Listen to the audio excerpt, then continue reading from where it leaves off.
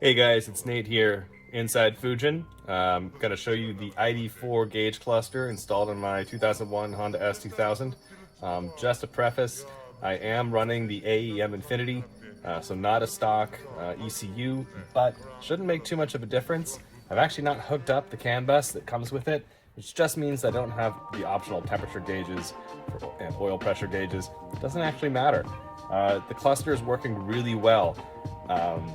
In case you don't have time to watch the whole video, no lag, as long as you set it up properly. So I'll try to walk you guys through what I did, how I got it working, and we'll go from there. So one thing to note about the cluster, as you see here, I've gone ahead and test fit it initially as I showed in my photo, but then I've gone ahead and installed it just for this video. I'm going to be taking all this back out since I've got a new steering wheel coming from Carbon Full and some new carbon parts here. So when I do that for the last installation, I'll go ahead and clean all this up, put all the trim back in, but the fitment's pretty good. In the photo, it was a little deceiving because it kind of looked like there was a hole here, but in fact, this is the trim for the screen. Now, obviously, the guys at ID4 could have used a bigger display, but when you take this dash component out, it wouldn't have actually fit inside the space. So considering how big the screen is behind this and how it fits, I'd say they did a pretty good job. Another thing to note about this, you might hear and see that there's actually a number displayed on the screen, the 0 in the center where the speedometer is going to be. The reason that is because a few minutes before I filmed this, I actually started the car up, and the display actually is powered for a set time after the car is turned off to allow it to cool down. So it actually has a fan running. I don't know if you can hear it.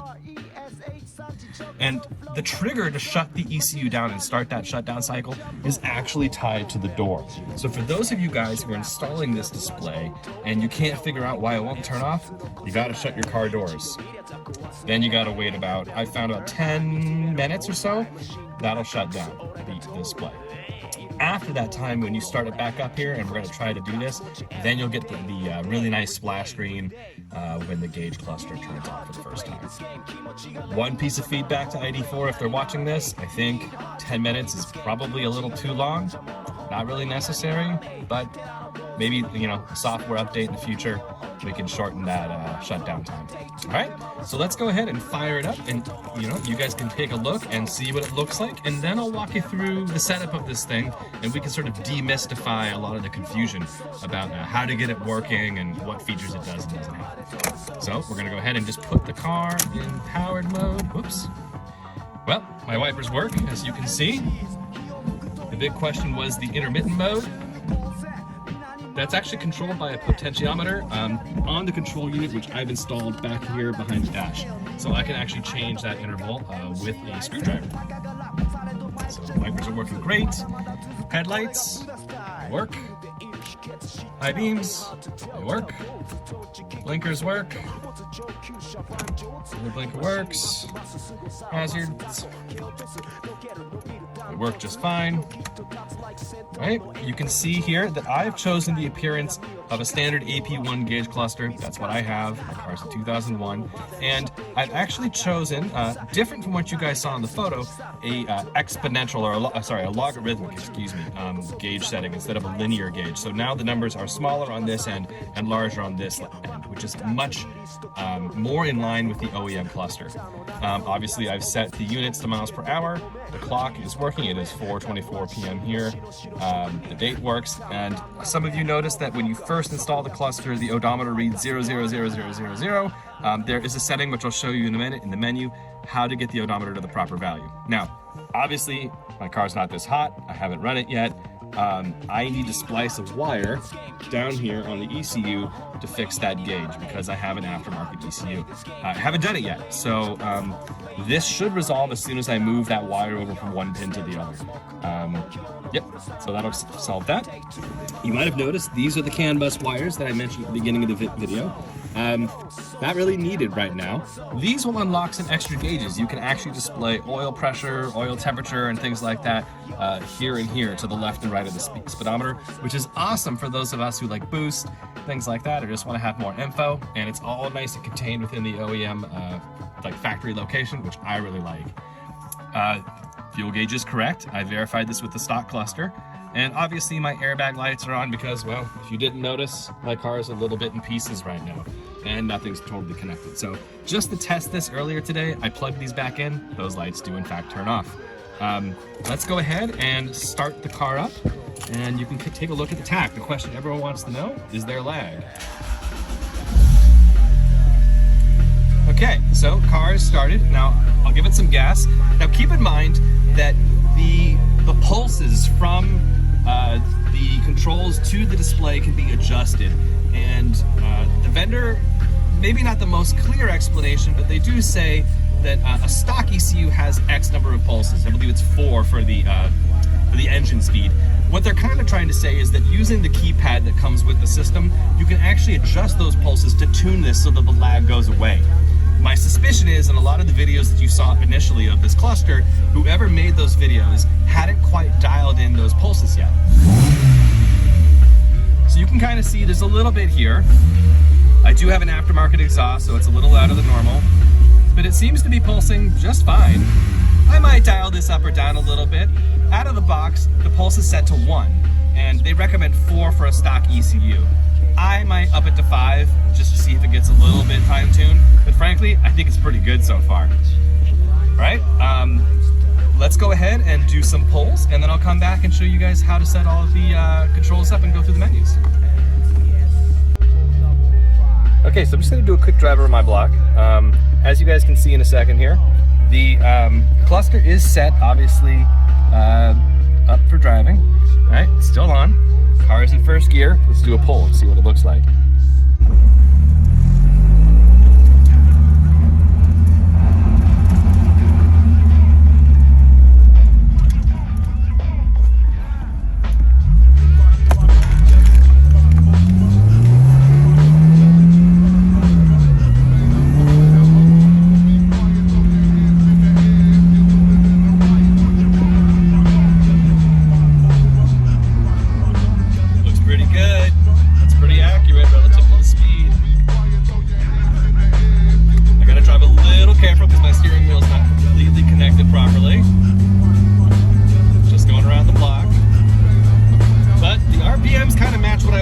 Considering what gear I'm in. I'm in second gear in case you're curious.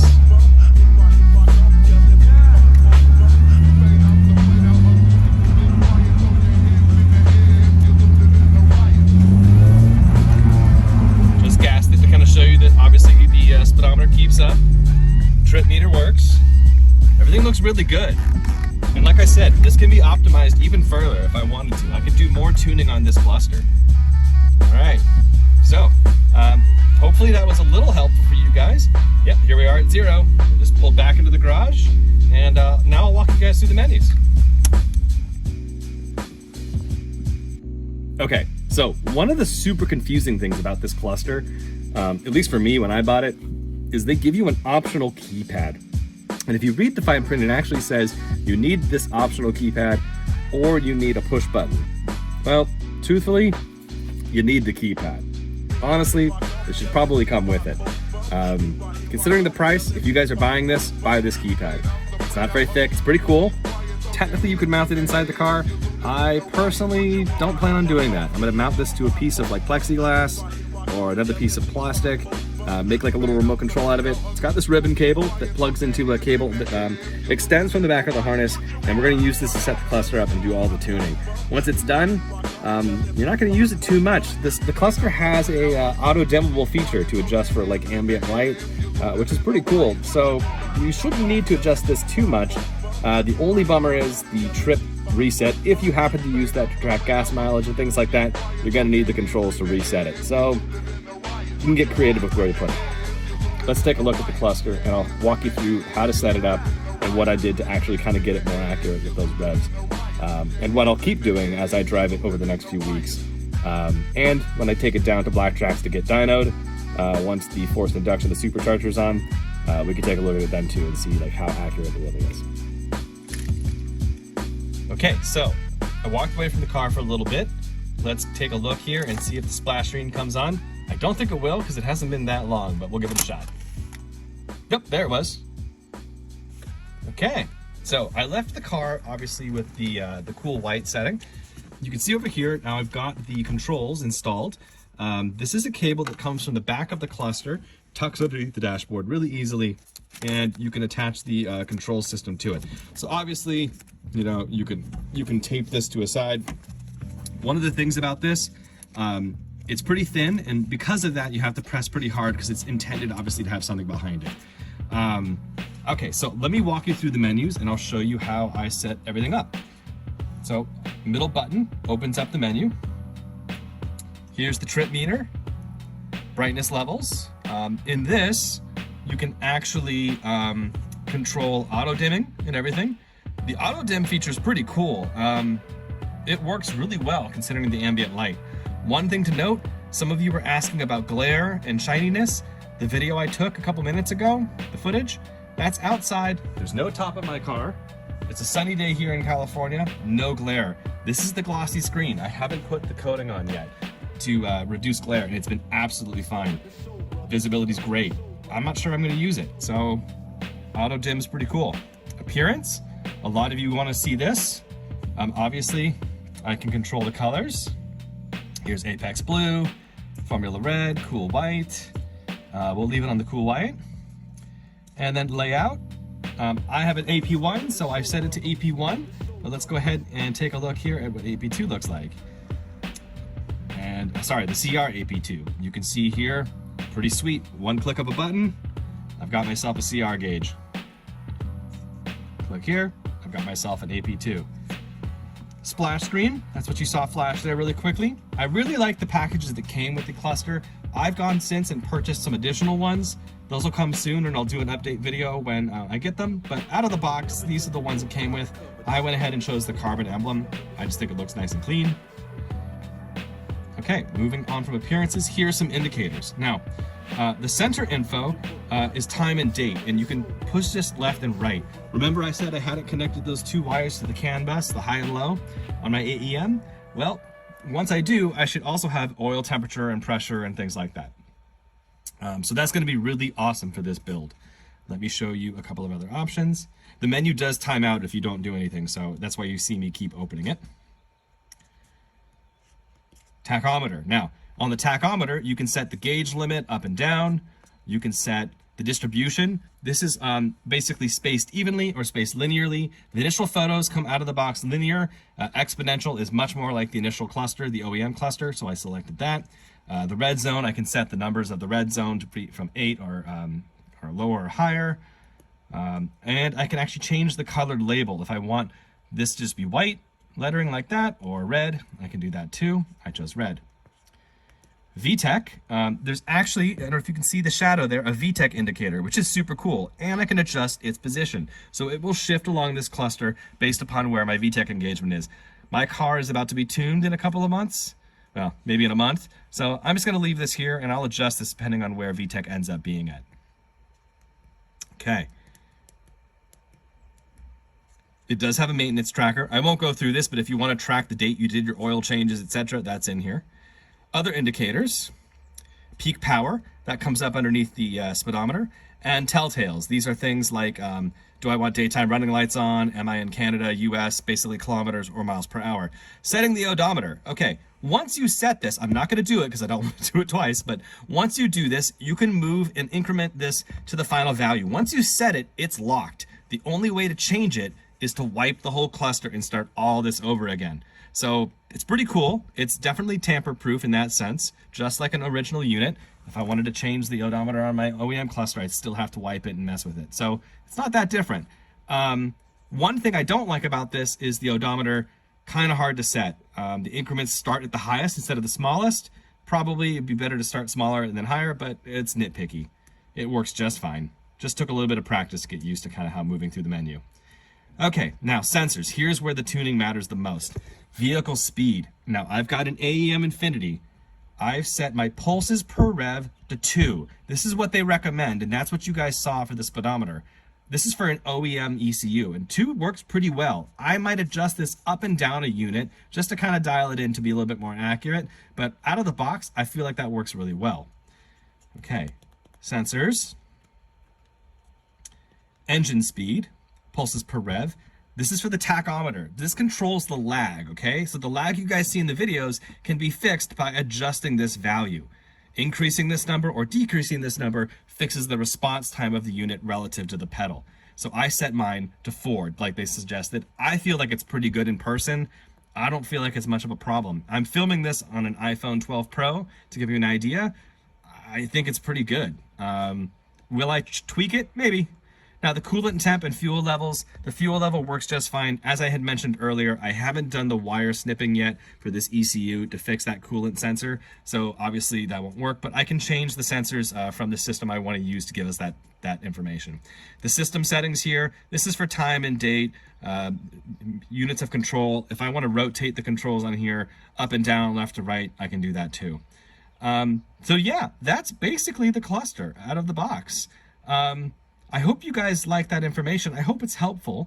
Spend some time, if you get this, spend some time playing with those sensor values. Oh, one thing to note, vehicle speed, it's a little confusing, but tire size actually matters. The default is 4 inches. Now we don't have 4-inch tires. I am running 17-inch rims on 245 tires for a total of roughly 34 to 35 inches. This number here, let me bring it back up. That number super affects the accuracy of the speedometer.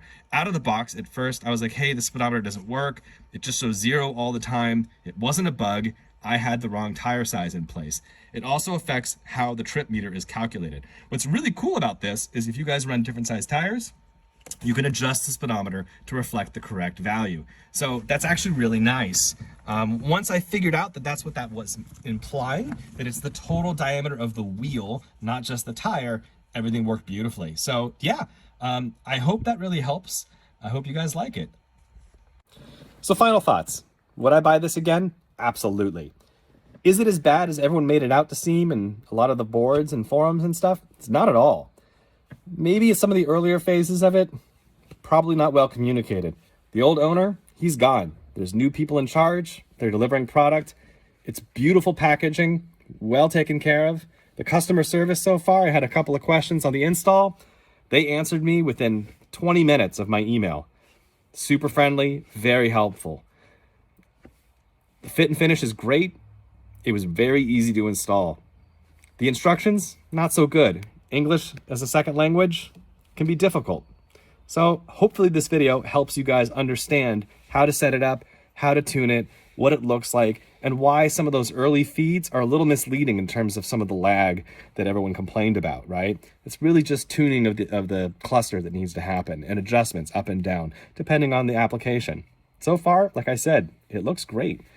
Would I ever go back to the OEM cluster? I'm a purist. I like my stuff original. One of the things I love about this, it's reversible completely. I don't have to cut extra holes in the dashboard. I don't have to add gauge pods to my A-pillar. It's all right here. It's pretty sweet. Is it expensive? Yeah, it's a little pricey. I think it's worth it. I hope this helps you guys. If you have questions or comments, hit me up in the comments below or send me a message. And stay tuned. I'll do some more reviews. I'll live with it for like a couple weeks and let you guys know if I still like it. Like I said, I've got a supercharger going here pretty soon and some more stuff coming on the car. So check out the feed to see what that looks like. I'll do some more reviews of that. And hopefully in a few weeks, I'll get all my carbon fiber interior bits from Carbonful, and we'll talk about that too, okay? Catch you later.